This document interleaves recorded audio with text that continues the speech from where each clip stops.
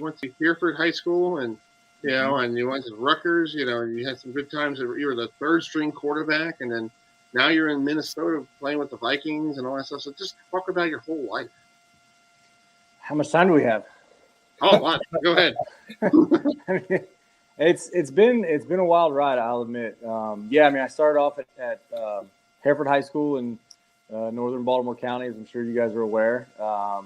Quarterback there, went to 2 state championships, winning 1. Then went to Rutgers as a preferred walk-on.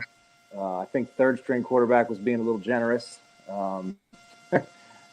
Didn't see the field as a quarterback, but I switched to receiver. My 4th year, played receiver, and then the end of my 4th year, our long snapper tears his ACL, I believe on a PAT. Anyway, I'm the only guy that really could do it at the time, so I hopped in there and did it for the last, I think, 2 or 3 games my 4th year, and then my 5th year, I was just the long snapper for that whole season. Had a meeting with my head coach, Greg Schiano, who said, I could give it a shot, and had a real chance at making it in the NFL as a snapper if I really worked on it. So that's what I did. 4 or 5 teams later, here we are playing for the Minnesota Vikings and about to come back to Baltimore to play the Ravens. Yeah, I found footage from when you were at Rutgers. You guys were taking on the number 2 team in the country at the time, South Florida. Folks, they were number 2 back when he was in college. I'm like, what? I had to do one of these. Like, are you crazy? You and your South Florida. I tell you. No, it's true. And I got to ask you, how did you start this pass here? This is really great. It's like you rolled out actually, so. So I remember the play call. It's called Razor, and we said if we got stopped on the next third down, we were going to call it and run it. So I was like, okay. So I'm getting ready. My palms are sweaty. I'm nervous, and then we convert on the third down. So I'm like, all right, well, there it was. I guess that's over. So the next third down after that, no one had said anything, and I'm running out on the field because we're going to kick a field goal because we got stopped, and my coach is calling Razor, and I'm like, oh no, that's the fake. Like, that's the throw. This is it. So I really didn't even have a chance to be nervous. I just kind of ran out on the field, called it. And then right before I snapped it, their Mike linebackers calling out fake. So I'm like, man, how's this guy know it's a fake? So, I got the snap. I'm rolling out. I see the guy at my feet, and I'm thinking, I just can't go down with the ball. Like, I just have to throw it. And I saw Kevin Brock, our tight end, had a step on the guy. I just lofted it up for him. He's 6'5", 6'6". I knew I put it up high enough, he was going to be the only guy to get it, and he did the rest. That must be an exciting moment of your life, right? Yeah, it was wild. I'll never forget my roommate, my best friend, Kevin Malice, was like one of the first guys to come out and congratulate me. And he was our starting will linebacker at the time, and it was neat. It was really cool. George, go ahead. What about your fans out there in Minnesota? This whole the chant that they roll with, and how is it to see that all materialize? From a player's perspective. Yeah, so I played in Minnesota once as part of the opposing team, and I just remember at that time thinking how loud and crazy the stadium was, and thinking this must be crazy to play for as a Viking. So, lo and behold, now I'm a Viking. I signed last year. There were no fans, which was disappointing. Which was disappointing. So this year, that first home game, I was so amped just to be a part of the home team and to hear this crowd, and it's been nothing short of everything that I've heard. I mean, they're loud, they're crazy, they're rambunctious, they love this team, they're behind us all the way, and it's game day here is amazing. It's really cool. Yeah, Steve, go ahead. I was going to say, I know this was probably a little bit before you started playing for Minnesota, but what's it like playing in that brand new stadium after, what was it, about 10 years or so ago when they had the stadium roof collapse there at the Vikings with the snowstorm? What's it like playing in a fancy new stadium? Yeah, I never got a chance to play in the old one, unfortunately. But this new one is state of the art. It's top of the line. It's one of the better stadiums, in my opinion, and I'm probably sure lots of players' opinions in the country. It's cool. It's a great stadium, and if if you're not a fan of the Vikings, I would say this is one of the stadiums you have to come out to see a game. I mean, the atmosphere is electric. It's a really, really cool place to see a game.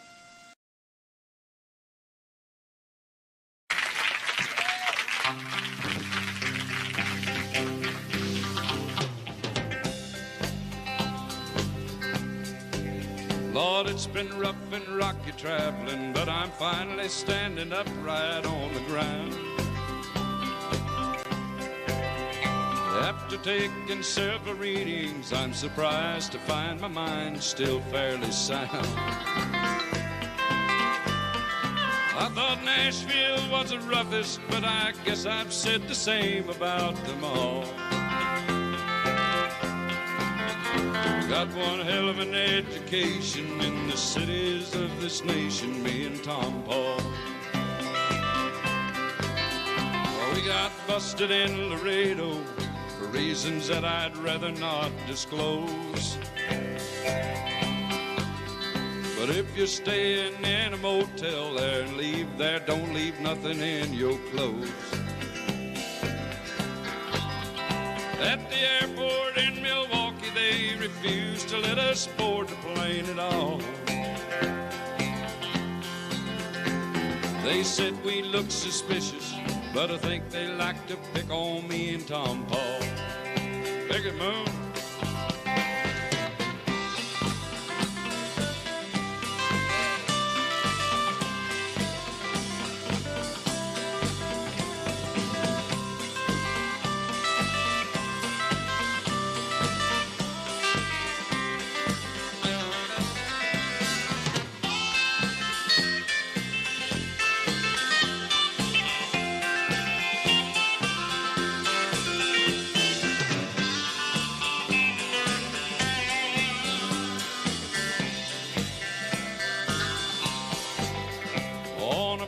Show in Buffalo with us and Kitty Wells and Charlie Pride.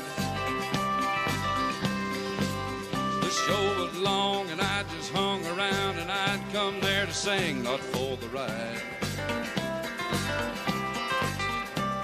We drank a lot of whiskey, so I ain't sure we went on that night at all.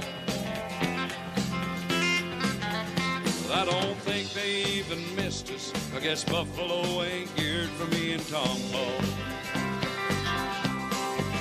Lord, it's been rough and rocky traveling, but I'm finally standing upright on the ground. After taking several readings, I'm surprised to find my mind still fairly sound. Nashville is the roughest, but I guess I've said the same about them all. We got our education in the cities of this nation, me and Tom Paul. Hang on.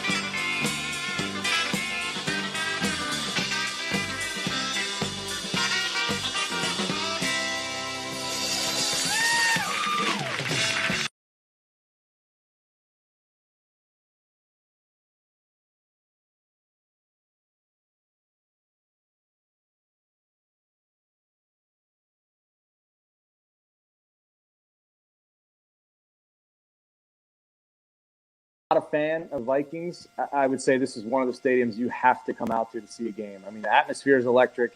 It's a really, really cool place to see a game.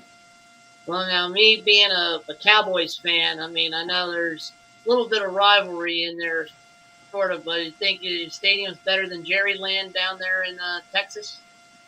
You know, I think they're similar in a lot of ways, and then they're different in so many. It's hard to compare. I've only played in Dallas once, and oddly enough, it was a Sunday night game when I played for the Bucks.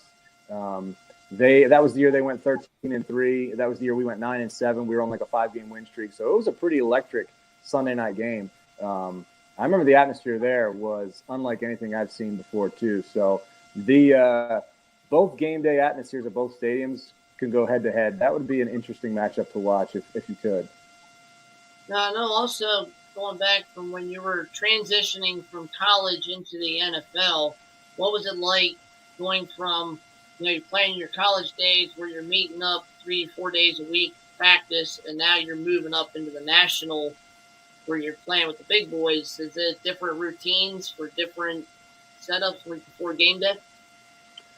I actually got to give a ton of credit to Greg Schiano, my coach at Rutgers, because what he does there is the exact same thing that we do here in the league. I mean, your days are different as far as like, we go Wednesday, Thursday, Friday with practices, and then college you go Tuesday, Wednesday, Thursday. But he really does a good job. I should say a great job of getting those guys ready for what it's going to be like to be an NFL player. I mean, the transition for me was absolutely seamless going from there, from Rutgers to the pros. Wow.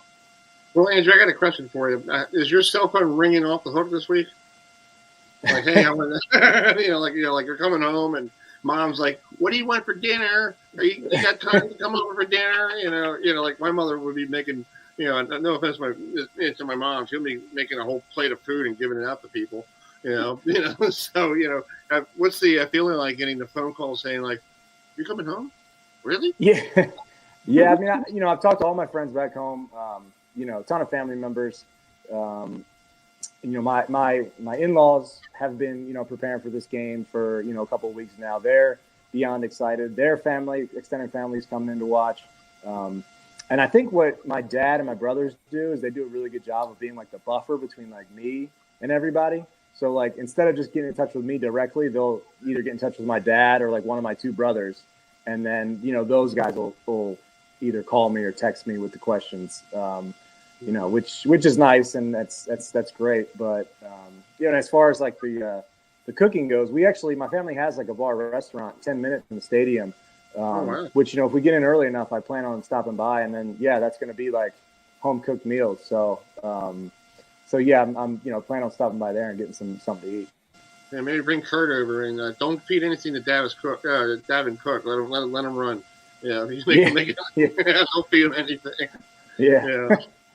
But it's pretty cool you're coming home. And real quick about this game coming up, I know you guys had a tough Sunday night loss to these guys behind here.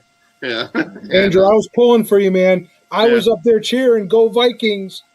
And it was tough. It was a hard-fought game. It was physical.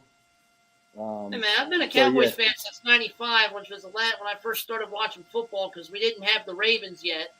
But I'd like to at least see Dallas do something. I mean, they got 13-3 back in 2014, and then they got knocked out, I believe, by Green Bay. I want to see them do something finally. At least, before I leave this world or something. At least see them get to a Super Bowl. Andrew wants to get there too. I was going to say we're all fighting for the same thing. So. Yeah. Well, exactly. Well, Andrew, just talk about this weekend with the Ravens. They're coming off a bye week, and they lost to the Bengal team that Bengals have lost to the Jets. Yeah, you must have been shocked watching that the other day. So what do you guys have to do coming into Baltimore and literally quiet that stadium down, because that's the noisiest little place to play? Yeah, well, I mean, let's be honest. Baltimore is not an easy team to play. And then you add that they're coming off a bye week, off of a loss. They're going to be fired up. I don't think they need any extra motivation.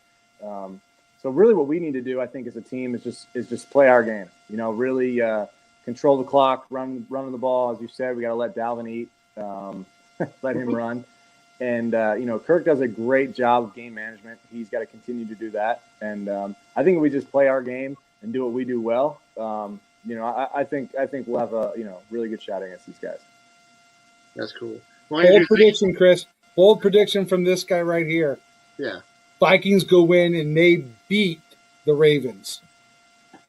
I like it. I like that. I like that. I think it's any given Sunday. Any given Sunday. That's what in the NFL. You never know. You can quiet down that crowd, or We got some people who I know go tailgating and buy stayed at the tailgate party for the rest of the day.